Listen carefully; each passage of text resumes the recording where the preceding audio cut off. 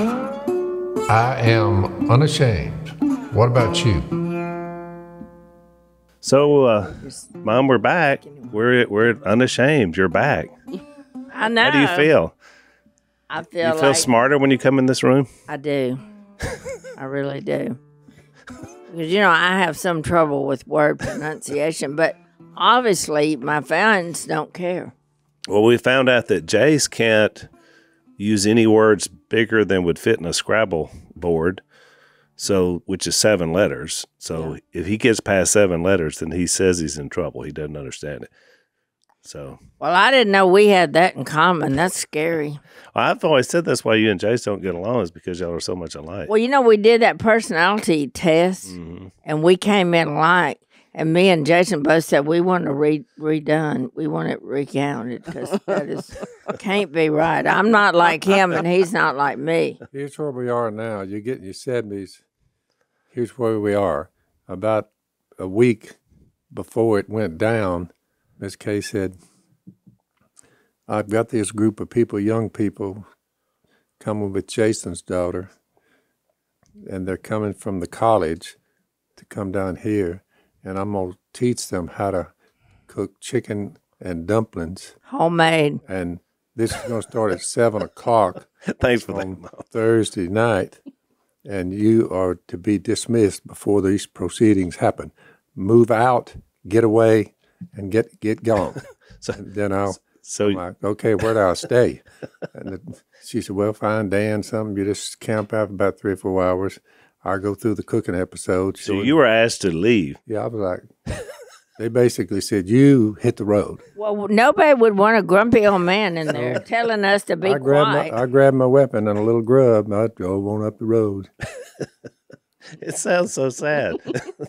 And Phyllis wasn't even here to keep you company. There wasn't anybody here but Dan. Old Dan was here, So Dan and I, so what did you and Dan while they talk? were on the cooking episode, Dan and I was watching the exploits of one Matt Dillon. So we went with Dylan, and Miss Kay went with the chicken and dumplings. I'm glad to know And Dan. then I scrounged after I said, when I can come back home, how did you get that work? She said, I'll give you a call. So she'll give me a call. Okay, and all of a sudden, they all walked in with her. Well, they wanted to meet you. She had just fed, So now we got a photo shoot, and I'm sitting there. So I just went by and kind of scravenged around to come up with any leftover chicken and dumplings. Finally took a good nap, but that ordeal was over. Some things I'm just not, they don't want me on the premises. So this was cooking episodes. Nobody wants a grumpy old man on the premises. We were having fun. I mean, they're all in college, but me, so they were having. But they did want to meet him. Oh, they did. And get a picture taken. They did. Yeah. They did. I spoke at the prestigious university that they attend, David Liscombe up in Tennessee. I was with you. That was a great. Remember? We spoke 3 times because they sold out their gymnasium 3 times. We spoke to 15,000 people that weekend. You realize that? 5,000 of Well, people. these were the children of the people that went to David Liscombe. Right. So they're all brothers, good brothers. I embrace them as brothers. I don't know whether they embrace me as a brother. Do you remember you and Si threw out the first pitch at the baseball game that night? I remember that. Because they gave us the that's where that was. Yeah, I remember that. They were wearing special camouflage jerseys. Well, here's one for you. We spoke at the other college up there close to them, their rivalry. Yeah. So I wear a shirt with the other church's name on it. Just with the other college, yeah. I guess I got it confused. And they looked at me and they said, we've got some extra shirts you can don't wear that one. Their biggest rival. Yeah. Yeah. So they found me another shirt. Wrong university. That's right. So we also have Lisa, of course, my soulmate, best friend. So you're sitting in Jase's seat. Does that mean I have to complain the whole time I'm sitting? Complain a lot. You have to interrupt Dad a lot. Yeah.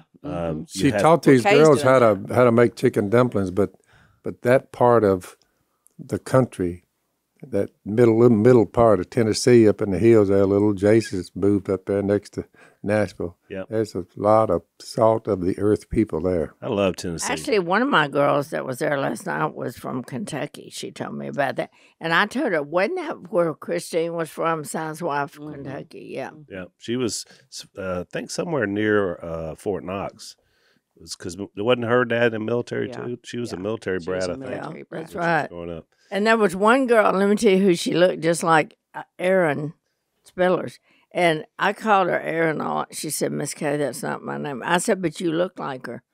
And I mean, it was fun. Now you're doing dad. You're just randomly naming people so you'll remember who they are. Well, obviously, that's what I do. You think I could memorize 10 people last night? No, I don't. I do know one of the boys was named Hudson because it was the Hudson River that goes into New York City. Well, I thought it was just girls. She brought boys too. Oh, she was going to bring 5 boys, and only 2 came. It was the boyfriends of some of them.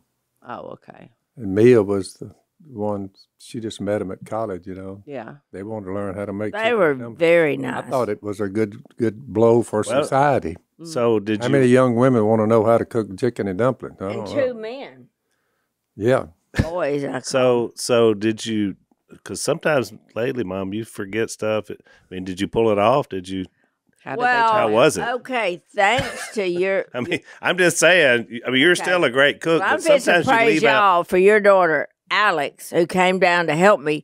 And I told her what I was going to do. I gave her the cookbook, and I said, I'm making this twice. So she had all ingredients here, and a whole nother counter, she had the other ingredients. Right before I left, I slipped in there when no one was looking.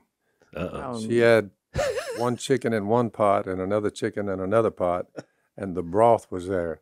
So I looked both ways. I got a spoon, and all I wanted to do was check the salt. Yep. And I checked it a little bit on one of them and then the other one, and not much, but I put a little more salt in them. But I told her, I said, listen, if you forgot whether you salted this broth or not, remember, I've taken care of it. It's good to go.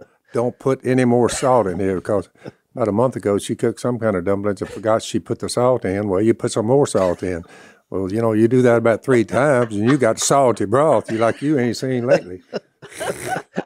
well, it's not like I'm a spring chicken, is it? I forgot I put salt on it. You said to put some more. And when she walks by 10 minutes later, I forgot whether I did it or not. She grabbed hold of the salt.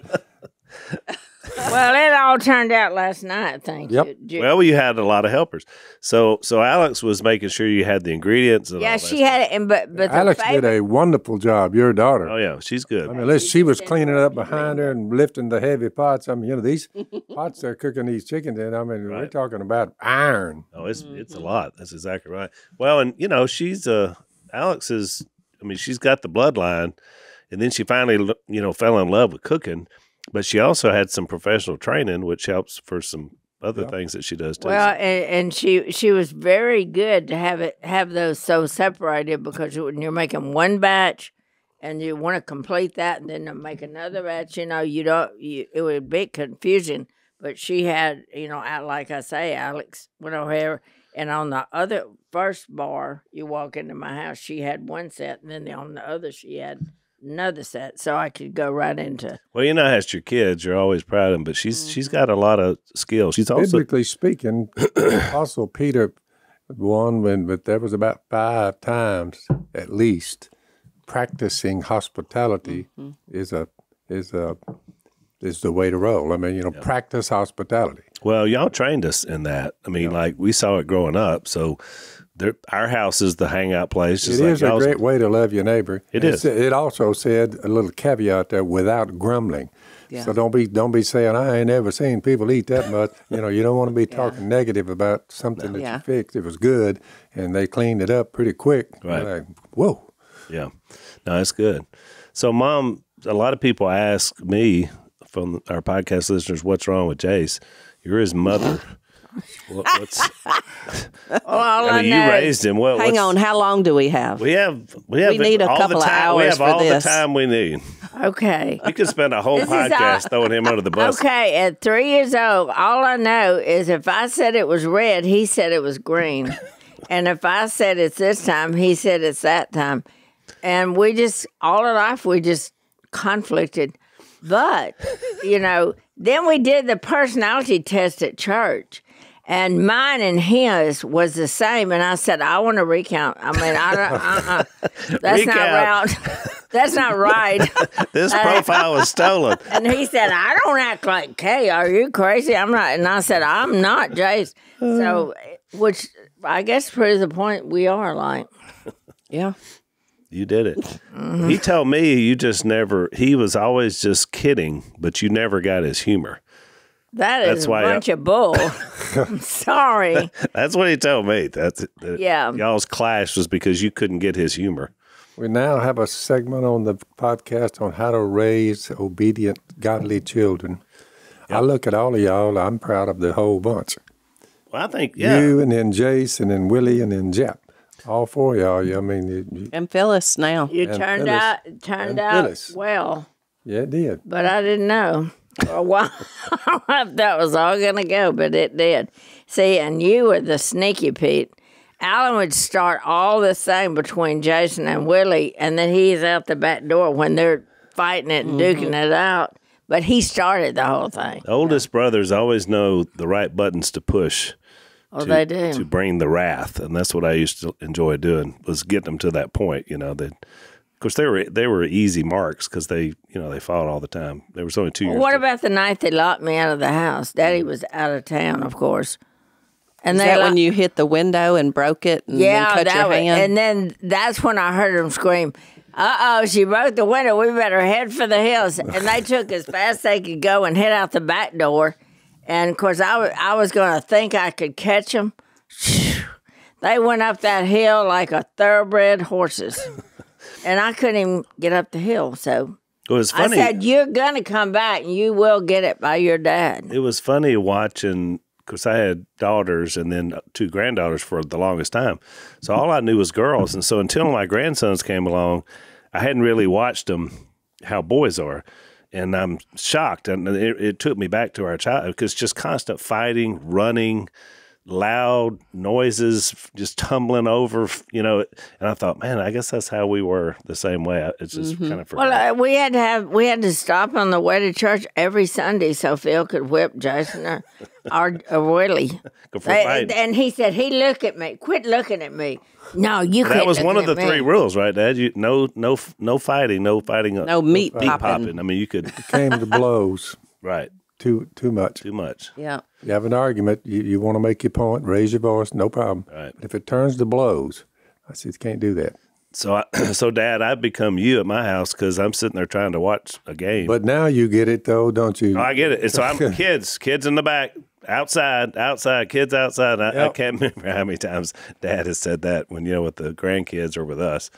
You'll make a lot of racket. You got to get outside. Yeah. Right? By the time y'all got about 16, 17, that's when no more leather straps, none of that. That was just, I'm saying. Well, somebody sent a question in, so since we're talking about it, we can answer it.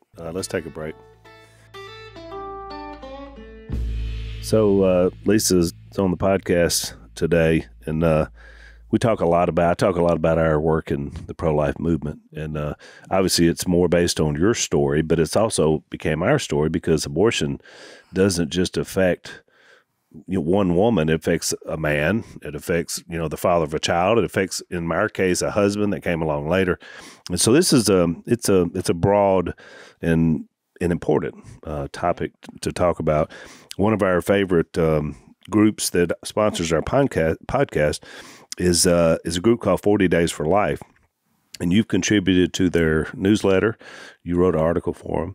And we spent time. Magazine. Yeah, and we spent time with Sean, who's been on the podcast as well. So we just want to encourage you to check these guys out. They have over 1 million volunteers in 1,000 cities. What they do, Mom, is they hold peaceful vigils outside abortion clinics, and they just pray. They're not confrontive, combative. They're just that praying. Wouldn't do any good. No, and we went down that road, right? So these guys have the right idea. They're really targeting the states that have now, since it's moved to the states, with a high abortion rate. And they're having a lot of success changing. Their stats are incredible. Yeah, they're changing hearts and minds. There's no doubt about it. 106 abortion businesses in America have closed. And 45% of those were in liberal states, which is great. So we want you to check them out. Check out their locations, their podcasts, their free magazine at 40daysforlife.com to stay updated on this now post-Roe America. So it's 40daysforlife.com. Check them out.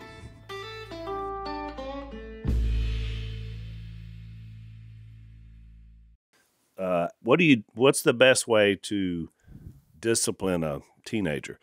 Must be having some issues with their teenage Biblically, put a rod on their back.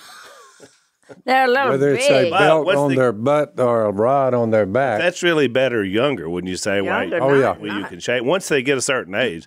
I remember when you whipped us when we got drunk, but it was like, okay, this ain't going to work anymore. It's the last. Yeah. Yep. That was the last one. It was like, the last one. This won't work. So now you have to move to something else. So I think that's their question. I mean, what would y'all say? By the way, One of them kids that was with y'all came back. I didn't know who he was, but I said, you're in the wrong place at the wrong time. Bend over the car. So I put a belt on his butt. Billy Red Dog, his mother and father. They were there. They said, can we watch because he needs his tail whooped? I said, I don't mind if you watch. I said, but y'all are his parents. If you don't want a belt on his butt, tell me now because that's the Yeah, code. because when you were with me, you said, I don't know who this kid is. But I if he said, wants son, to I don't come know who back you over are, here. but you're in the wrong place at the wrong time. Dad always had 30 the years commentary. went by, and that guy showed back up. He said, remember me? And I said, and I don't know. I think it looked like your face for me. I was trying to make him feel good. I said, no, I don't remember. He said, I was that fourth man, and when we all drank beer and with Al. Tore up a bunch of stuff. Yeah. I said, oh, you got in on the back of the car, discipline. He said, yeah. He said, I just want to let you know I needed every bit of it, and I'm glad you did it. And I'm just telling you now, I'm back. I'm done with all of that. Oh, yeah. I'm like, well. Good Yeah, he was an interesting guy. I had not seen him either until he came to church that day. Yep. But yeah, that was but that's what I'm saying. So what would your advice be, babe, or mom? What about raising teenagers? Because you're into three now. You got your great grandchildren are teenagers, so I know. It's not like we had. Well, I think withholding something they want is a good idea. Not letting them go somewhere they want, or taking away something they have that they don't want you to take away. It has to be something that matters. Yeah, that matters. Right.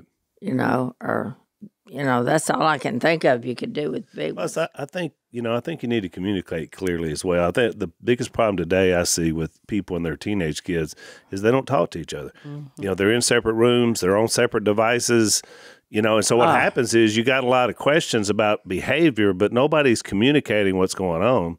And so, therefore, you just get very isolated. You know what? One of the things that's when y'all were young bucks up till you were 16, the computer world had not come on the scene yet. Right.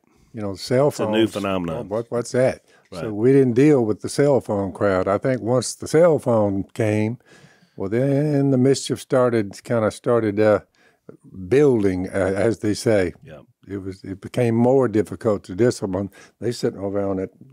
Yeah, we have to ration for our grandkids. Well, I have a new rule now. If we all sit down at the table, no cell phones. So I had those 10 there last night from college that Mia brought for me to teach them how to make chicken and dumplings. So they all sat down. I'm sitting there and I'm just staring at this one boy, and he said, "Am I doing something wrong?" And I said, "We don't use our cell phones while we're eating at the table." He said, I'm so sorry. I just was looking up something. And I said, just look it up later, okay? And I think it also has to do with what the offense is. Some offenses are worse than others. So I think it has you've got to, the consequence has to fit what the offense was. And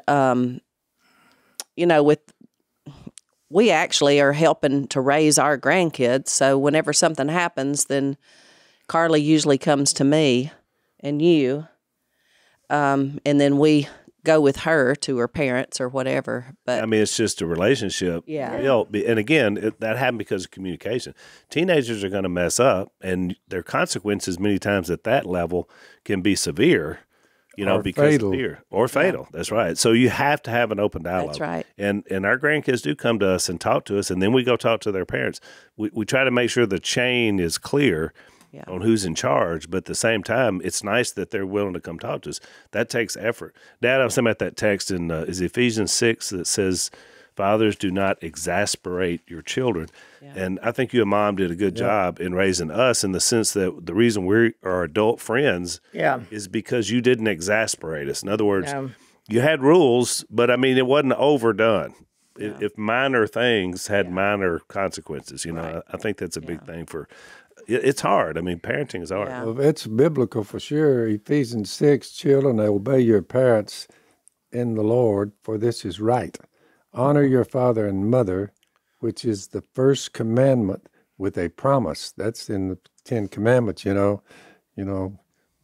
obey their father and mother, and they'll live. And he says it, that it may go well with you, and that you may enjoy your long life on the earth. Yeah. He's actually saying, if you discipline your children, they'll live longer, and so will you. That's right. Yeah. Well, that's a pretty big promise if you look at it. You're like, never thought about that, but one pill these days, wrong pill, and you're dead. Exactly. That's right. Yeah. I mean, somebody tries something and they're poisoned. You're exactly right. I think there should be a rule. You don't eat candy that you don't know where you got it or who brought it. You just think about it. Even dabbling. Kids will dabble into something. They think they're doing something else, then it kills them. Yeah. 100,000 a year? I'm like, it's very scary. Well, last dangerous night world out there. they wanted me to tell some stories, about y'all and all that. But the first one I picked up on, I said, well, let me tell you one about Willie Jase Robertson. I said, this is how I knew he was going to be well off one day and probably be some kind of real important businessman. And they said, when he was young, you thought that? And I said, well, what happened in school was he got me to bring him some different candy and little chips and all that. And he said he needed it for school. For snacks. I thought they always had a snack thing at school, but maybe they don't. So anyway, and I was hoping maybe he's helping poor some people. Oh, yeah.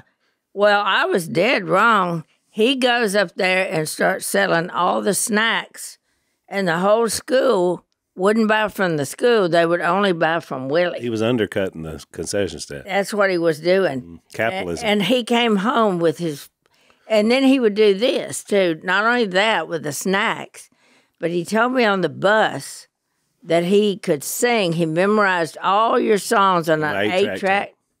Foreigner. Uh-huh. And he sang. Called it Human Jukebox. Yeah, his favorite one was Jukebox Hero. Yep. But, and he would say, they'd say, sing for us, Willie. And he said, well, that'll be a quarter. Who wants to hear me sing? Put a quarter in the slot. You put it in his armpit, and he would drop it in his pocket. That's right.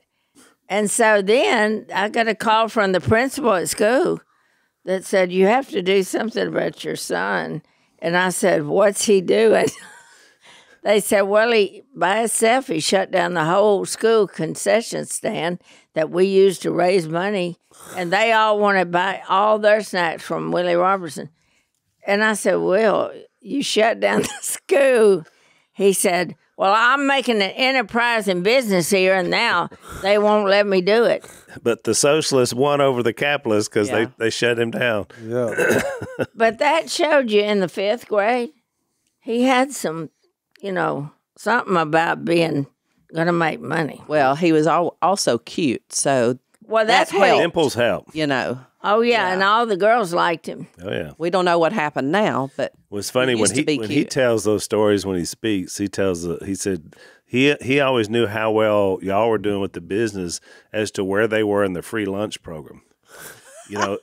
Times were hard when it was free lunch. When they went to half lunch, half cost, he said that meant the business must be picking up. By the time he said we started having to pay for our lunch, we were off and running with that commander. So that's how he says he rated it. Well, I told him it didn't hurt him to have humble beginnings. That's right. Because he's obviously forgot some of those now with his, enterprises. And I was asking him, I said, if you start any new business, he said, Mama, you don't want to hear about that. That would just confuse you. let's don't even talk about that. Just let him go. Let him go. Yeah. Let him do what he's doing. Let's take another break.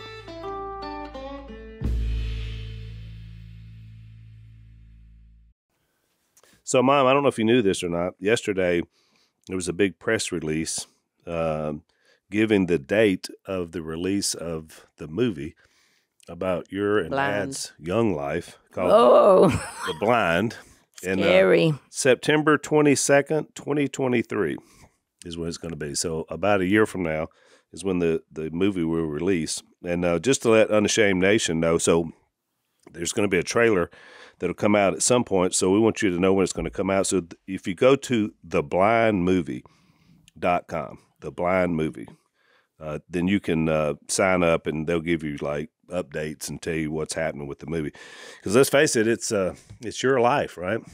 Yeah, that's real scary to watch it too. I'm telling you. Did both of y'all get to meet all the actors playing you? Well, what I did because there's 3 different age and ranges. I'm the girl me, the 8-year-old girl me. We Facebook talked and the Facebook talked. Well, however you do it, whatever. FaceTime or something. And then the teenage girl I talked to and saw her picture, so I got to see both of them. But the adult one you didn't. I did. Oh, you did? We met at Willie's house. Oh, okay. He brought in just the actors playing us. Yeah. When there was Dad's was a Brit. Was yours a Brit? Yep, mine's both of them? Yes. Isn't that amazing? That they're British actors. I wanted to listen to our accents. Yeah. I wonder how well they got it. I have no idea. I don't know, but you got a pretty good twang. Yeah, she needs to mess up most of her words, and then she would really be me. I don't know that you messed up all your words back then, though. I've messed them up since I've been learning. Have you? It just seems like recently it's gotten worse. So are you excited about the movie? Dad's a little trepidatious about it because he's not crazy. That's a big word. There you go. That's bigger than a Scrabble board. Yeah. He's not sure about it, but what is your feeling about it? Because I don't think we've talked to you about the movie. Well, I'm excited about it. And We've seen a couple of clips. Yeah, and everybody cried. It was a cry fest. It was. And even you had tears. You might not admit it, but he did. And I was like, oh my goodness, this might be harder to go through than I thought. But I'm excited because, and what I told this yesterday or last night to these kids, I said, when we were younger and our crazy lives were going on, I said, my family should be on TV. I said, we're so funny and crazy. We would make a TV show. It was all a joke. I never in 100,000 years thought that would come true. I just made a statement. And look, it came true. That's right. It took to you more toward the end than the beginning. But, that's the way it should be because you guys have lived, a pretty long life up to now with hopefully some more years to come. Mm-hmm. But you're looking back, way back. I mean, we're going back over 50 years, 60 years. Time to be able to tell this story, which is amazing that we haven't aged at all. Yeah, it is. You're ageless, Mom. So since we're talking about that era, I have some questions here from listeners today. Brian asked, Miss Kay, if you could go back to the time before Phil came to the Lord, so that's the setting of this movie, and give yourself advice, what would you tell your younger self? I don't even know if I understand that, but it's a bit of a time loop situation. If you could go back and talk to Kay in her 20s, what would you tell her? Well, based on what you know now. Well, the thing is, the reason they never agreed with me, the reason that my grandma taught me to stay with your husband, she said divorce shouldn't exist because, except for the worst thing, but she kept, just in me that you're going to have it's your, one man, one wife for one life and all that. And then she started telling me stuff to do because things were going to go wrong. And I said, well, I'm not going to have things go wrong in my marriage. I mean, I've already planned out like who I kind of want to get. And I know I can probably find that man, which I did. And then I just said, I just can't see. I don't understand. And I didn't. But then when it was real and when Phil was not well, he was just not walking with God. So the devil was in him. And I used to get so mad at him, I called him the devil, didn't I? Yep. And, but that whole thing there We're pretty close. was that everybody kept advising me to leave him, to leave him, to leave him. And yet I kept thinking about what my grandmother said about, no, you stay, you stay, you stay. Because if you stay, I mean, God's going to work it out, but you're going to have hard times. I mean, she let me know I'm going to have hard times, but I didn't believe that they were going to be as hard as they were. Right. But see, I don't know, because the part of me was raised with her would never change that way I felt about that. Right. And I was so glad for much of her advice. Right. And that was one of them. But do I think, well, if I left, would he quit sooner? I have no idea. Yeah. Well, all I know is it was obviously a destiny-changing thing for our family because you stayed and because Dad accepted Christ. Except when he threw us out of the house. Yep. I mean, I hate to throw you under the bus, but you did it. That's all I can say. And that little rainy night, we packed up with our Volkswagen, and I put all y'all in there, and we went over to his brother's and we spent the night. But he said we could only stay one night, and I said, "Really?" I mean, and he said, "I'm scared of Phil." That's what his brother said. I'm scared of him. Yeah. If he's drinking, so I'm just sorry. Well, Dad was a volatile person at that time, but it wasn't too many months after that when the whole thing turned around. But I will tell you all both something, just my observations. Lisa and I go and speak around the country, and we talk a lot about our failures, and Lisa talks a lot about things that's happened in our life. But this movie, I think, will only make people respect and love y'all more. Right. Because once you see what people have gone through, and then because you get to see the good. I mean, Lisa and I are standing in front of an audience; they're seeing the good ending. That's right. We're together and we're talking about what God did for us. But when you go back, how many times do people come and say, "Courageous, y'all are so courageous"? You talk about this stuff, and I had a guy tell me he was in politics in the last stop we were in, and he said, "My wife's story and me are so much like y'all's, but I don't have the courage to talk about it." And I looked at him, I said, "Yet." And, he looked at me, he was like, because when God does something so amazing, in the case of y'all, that was an amazing thing because most families would have never made it through all that. And he does something so amazing, the world needs to know what that is. And so I told Dad when we were talking about the movie, Mom, that you think about it, all the people that have ever lived in human history, how many people have ever had a movie made about their life?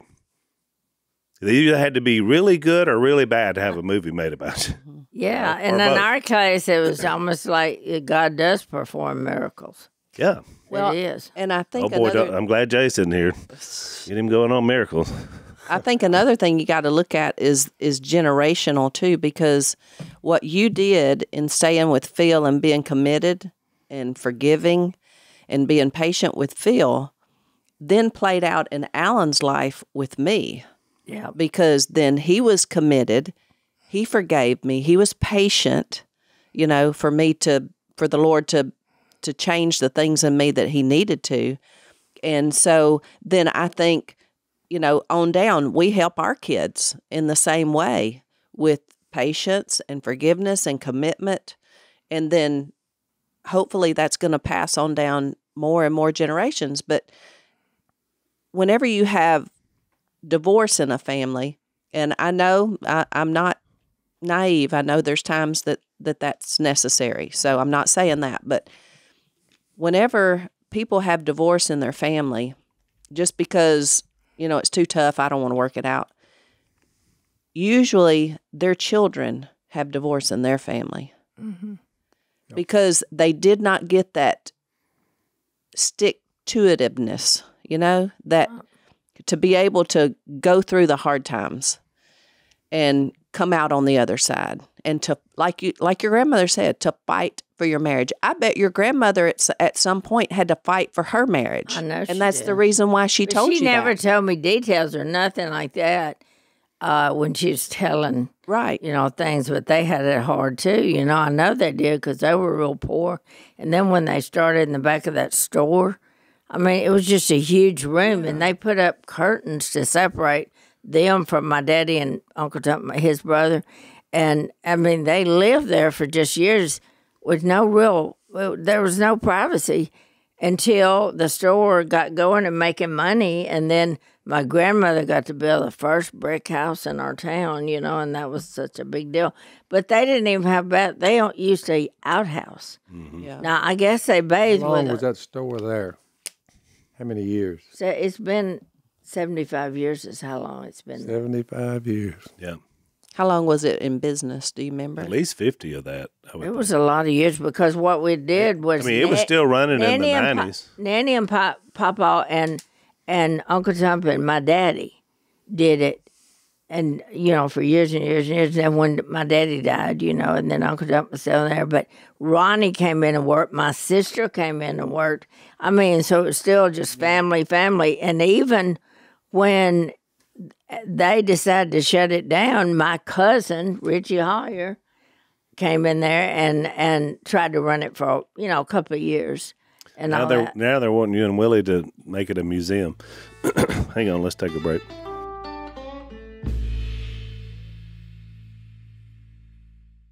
They're wanting to make it a museum about your family. Is what I know. Well, but somebody's already rented it to do something else. Right?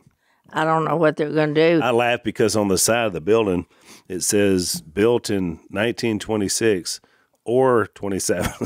You know what it says? I mean, it's like somebody tried to remember. They weren't quite sure. So it's somewhere in that range. Well, that's like Duck Commander, 1972, or it could have been 73. Maybe it was 74, or I don't know. Maybe it was 1971. Well, they should have come to me. I'm the family historian. Some of the stuff up there on the stuff is not right. But, I don't know who. People that weren't there at the beginning, you remember it differently than it actually happened. Yeah. But, Well, I mean, we all remember things different. Me and him remember several things different. But I want him to tell what I told him I only recently shared this with him about what I saw when I saw the first time I saw him at North Caddo, where we went to high school. She said I was just walking down the hall, and as I walked by, she told her friend, whoever was standing there, I'm going to marry him. She said, you think? He said, yep, he's the one. And Well, that's the the looks first time got she me, and ever laid eyes on me. I was very interested in sports, so I loved, that he was a quarterback and everything. And, his brother. You still like football. I love football. I know. Yeah, a 74-year-old woman sitting up there. First I go to, a couple of years ago, one of my friends, that her children go to Riser, and I'm sitting up there watching her kids because I'm kind of adopted them. And there's all these mothers, grandmothers, and everything all sitting around me. I said, what position does your son play? And she said, I don't know. What positions are out there? I mean, they knew nothing. Nothing. So I got Phil, I come home and got him to write up a big thing about how you line up on offense, defense, so I go back to try to explain all that to them.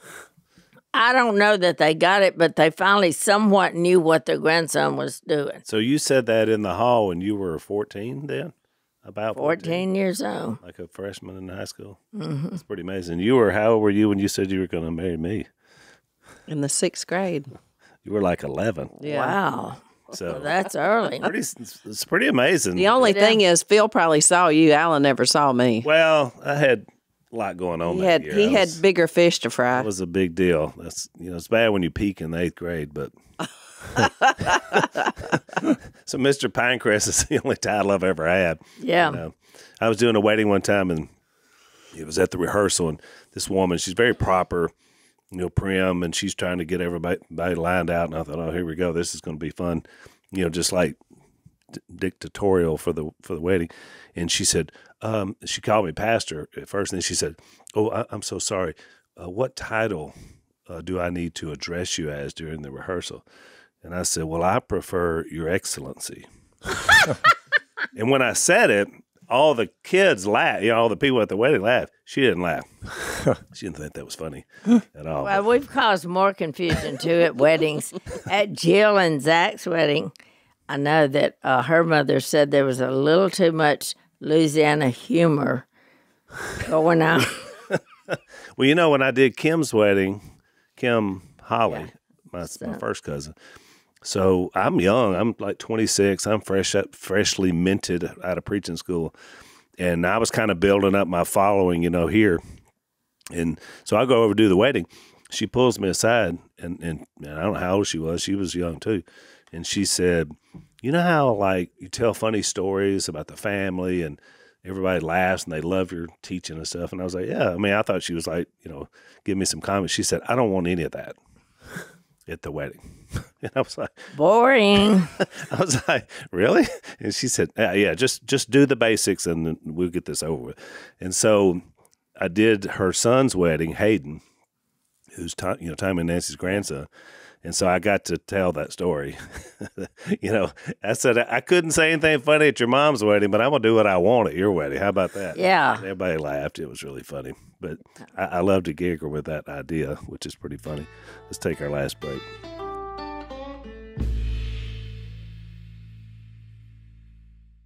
So, Dad, in this segment, I wanted to read another question. I thought this was good. And he asked you, this is from Caleb in Colorado. He's 22 years old. Said, 2 months ago, I proposed to my girlfriend. She said yes. I am regrettably not currently a man of faith, and she's never been in a religious family. I know I can't do this on my own, but I don't know how to bring faith into our lives. And he talks about that he'd grown up where they fought a lot about religion. And so he says, where can I start, Phil? I want to be the best man I can be for my wife, myself, my wife's family, and our family's marriage legacy.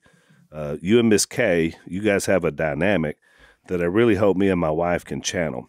You have a wonderful woman in marriage for years and years. I believe you can answer this question better than any therapist or counselor.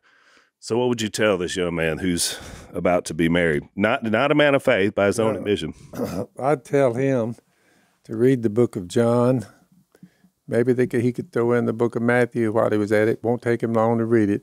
That tells you who Jesus is, what he's done for you and your wife-to-be. Your sins have been removed. You're guaranteed you're being raised from the dead. Marry each other. Stay faithful to one another. Love God. Love your neighbor. Love each other. All of how you should behave is throughout the Bible. You read the scriptures. You apply them. That way you'll know the difference between good and evil. And just do what's good. The country sorely needs it. Your marriage will need that. So you better prepare yourself right now. Right. Just go around and do good. Love your wife. Stay with her. It's a serious thing when you marry like that. So treat her well. Yeah. Yep. Paul said in Ephesians 5:33 that a husband needs to love his wife as Christ loved the church, and a wife needs to respect her husband. The way he put it when he kind of concluded that section. Even when they're bad. Well, exactly.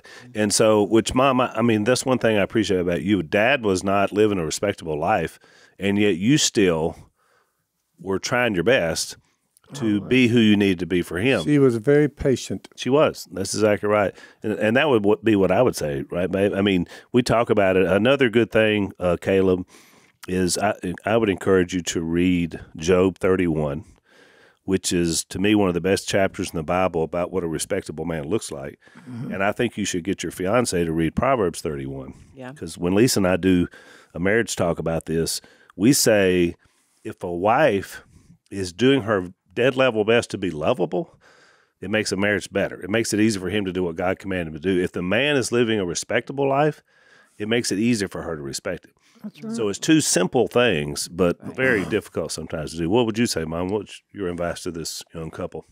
Yeah, he needs to get to know Jesus and become a follower. And I'm telling you, it changes because when you learn and read the Bible, you see because everybody's all about their self because that's just how they are. They grow up. But then when you have a marriage, then you're one. You go as one, even though you have this different way. I mean, Phil's smart. I'm not that smart. but I have a lot of common sense. I would probably have a PhD in that. And so In the School of Hard Knocks, you got a PhD. Yeah, I do. So, but look, I was never jealous because he went to college and all that, and I couldn't. I tried one semester, and my two professors says, there's many good people that don't go to college, and that doesn't mean anything that you're not good. It just means that that's not your route. And I said, I found that out when I saw my grades in those two classes. So I'm not pursuing college. Don't worry about that. But I think, and I saw it so much, like I say, because I was raised so much by my grandmother. And I remember beautiful things about them, like they would, at night, they had 2 double beds with a nightstand in between. And I would sleep with Nanny, and Papa slept in the other one. But they would hold hands before they went to sleep every night. And then I remember them sitting in 2 rocking chairs in the middle of them old space heaters we used to have. That was what they had back then. And they would I heard her read the Bible to him. Mm-hmm. And they talked and they communicated, even in old age. And it was such a perfect example of, what you should be. But I mean, she started out and she got married at 15. And she said back then, they're kind of pushing you out of the house because it was so hard times. If you had one mouth less to feed, that was good. Right. So, it's so many different circumstances. And she said that she had a gown and like three clothes, sets, our dresses. I'm sure that's all they wore. And all that. And it was such a little bit of stuff. And then you just, you started out with nothing. And yet they just made it for how many years till my papa died, And now you're Nanny. You're her age. Yep. Oh, I am. Whenever I was, a little boy and going there, that's you now. You're that of our family. But didn't you think she looked like Aunt B on Andy Griffith? She had that hair up in a bun. And a bun, and she never wore anything but her dress and her The shame of it is, for me, is that really nobody else in our family knew her because she died. She had diabetes, and she died. Heart attack. Heart attack, yeah. And so I'm the only one that got to spend any time with her, because Jason and Willie don't remember. She thought you were the best thing that ever happened. And her neighbor. She was a good judge of character. Okay, let's don't get all conceited here. But her neighbor, this is a cute little story, so be patient. Her neighbor was called Miss Veda, and she lived by herself. Her husband died. He used to all he did all day was whistle. But anyway, so she was, that's what old people did. He just sat around and whistled? He did. He could make so many whistling noises. And so when he passed away. It's a random fact, right? So she had this beautiful, beautiful flower. Nanny raised flowers and all, but she had these special award-winning tulips. And she was so proud of them and everything. And that was just the whole thing. I know where this story's going. Yeah. And so it was just like they were just her pride and joy. They were like what she lived for, making these beautiful tulips. And, Nanny couldn't even grow the tulips because they didn't grow in her soil, but they grew over there. So when Ellen was up there, he come over and he said, Mama, I brought you the best present. And he was a little boy. And I said, what'd you bring me? And he held up those tulips. And I said, you brought me Miss Veda's tulips? He said, I picked them all. And I was like, oh, my gosh, we got to get this out of sight, out of mind. I didn't know. Yeah, and you did it, and you were so sweet, and that was such a nice gesture. So I got a question for you. Has Jase ever brought you Miss Veda's flowers? No, not hardly. Not hardly. Remember that when the whale comes, Mom. Just remember who the one that brought. He's just sitting around whistling. He's like just Miss Veda's Jase is a whistler. Yeah, or playing poker or something. But anyway, I mean, each one had their unique thing of all y'all. You remember that? And of course, they all got jealous because Jep got the most. But I sat y'all down before I put him in OCS and said, will that bother y'all that you couldn't go to a private school, Christian school, but he can? And every one of y'all said, no, we want him to go. We're glad he can go. Well, and I think that's the thing. People ask all the time, how do you guys stay close as a family? You know, because now we're all patriarchs of our own clans, Dad. I mean, we've all got grandchildren, except for Jep. But it's because we really did, you instilled in us an ability to love each other. And so, you know, is it hard sometimes? Well, sure, you disagree. You know, you're a family. But at the end of the day, it's just like the show tried to illustrate. We're together. We all still live in the same town, even though our people get spread out. We work all around the country, but we're all here because of you guys. I mean, we love that. We can't hardly fit in our house at Christmas. We're almost too big. It's like now when we get together, it reminds me of an old family reunion. You know, where so many people come together, you got to go to a park or someplace because we can't hardly fit in a house anymore. I mean, we have multiplied. But I think that the way that the family is, I didn't come from a family like that. We were not real forgiving of one another, and we didn't always get along. My mother didn't always care for her son-in-laws or her daughter-in-law, and so we didn't, that's not how I was raised. But lucky for me, I came into this family at 18, so, next month, Al and I celebrate 38 years of marriage. That's wonderful. But my thing is, I think that's why we could so easily embrace Phyllis, is because we'd been looking for him. Yeah, well, you guys embraced me. I mean, whenever I came into the family, you totally embraced me. And family means something to the Robertsons. It means, I mean, it means that you're mine, and I'm going to take care of you. And I think that's why it was, because people ask all the time, I mean, how did that work out with Phyllis? And, what was Miss Kay thinking? And, how is that affecting their relationship? But to me, when I look at it, I see forgiveness, and I see patience, I see commitment, acceptance, which is all the things that this family has offered to me in the 38 years that I've been in it. But also it's what we offer for Phyllis too, is that, we want her to feel like she's part of us. Well, it was she's a Robertson. It was no accident that she says when she tells how she first met us that yours is the first face she saw, and then she knew it was going to be okay. I mean, God had that arranged, that she would see Lisa first. We're out of time. That seemed to go by fast. Yep, it did. But so we're going, in overtime, I wanted us to all share our favorite verse and why. Okay. So we're going to do that in the overtime. So if you want to follow us over, it's blazetv.com/unashamed and get a little more time with Lisa and Miss Kay. Thanks for listening to the Unashamed podcast. Help us out by rating us on iTunes.